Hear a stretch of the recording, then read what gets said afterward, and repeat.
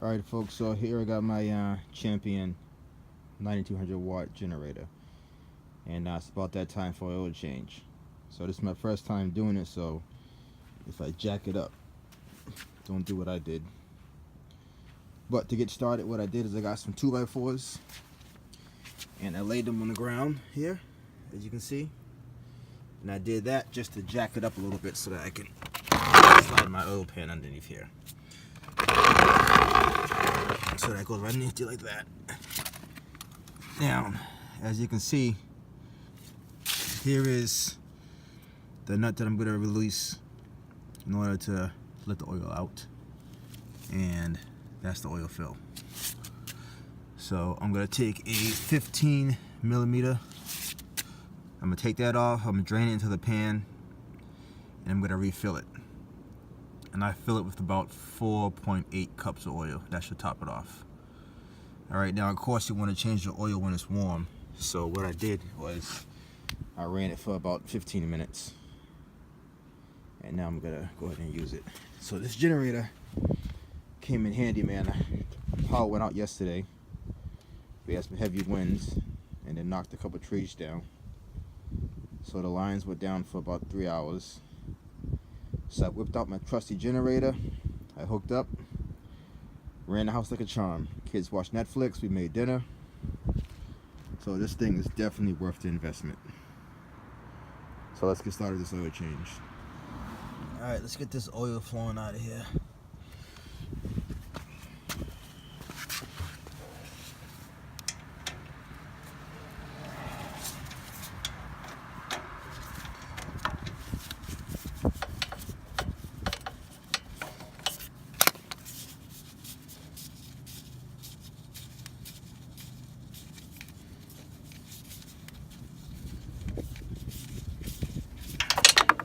Alright, there she goes.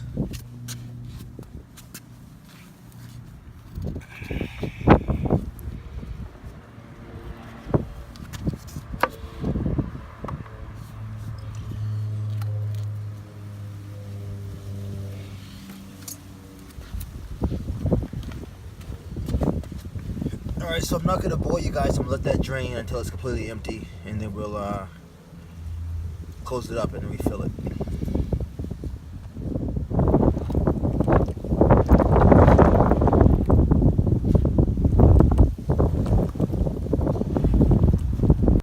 Alright, so I think that's about it. So just give it a little tilt, make sure we got everything.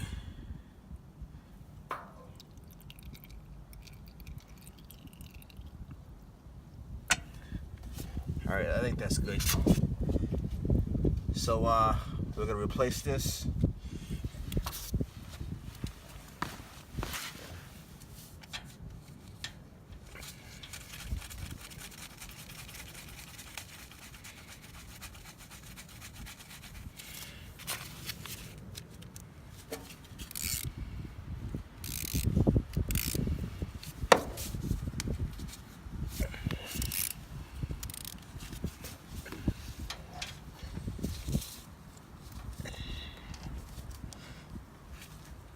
Alrighty. Open up the fill. Get this bad boy topped off. Alright, so now we're filling this thing up. Here's what I'm using right here. Alright, I'm using full synthetic. So that's better when it's cold outside, which is when I think I'll need a generator the most. So according to the manual, it gives a measurement in freaking liters or something. I suck at math, so I just converted it to cups. So you're putting in 4.8 cups.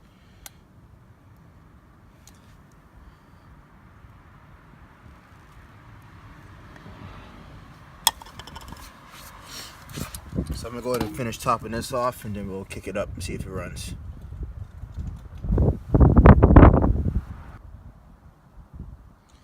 All right, let's give this thing a whirl. First thing we're gonna do, turn on the fuel.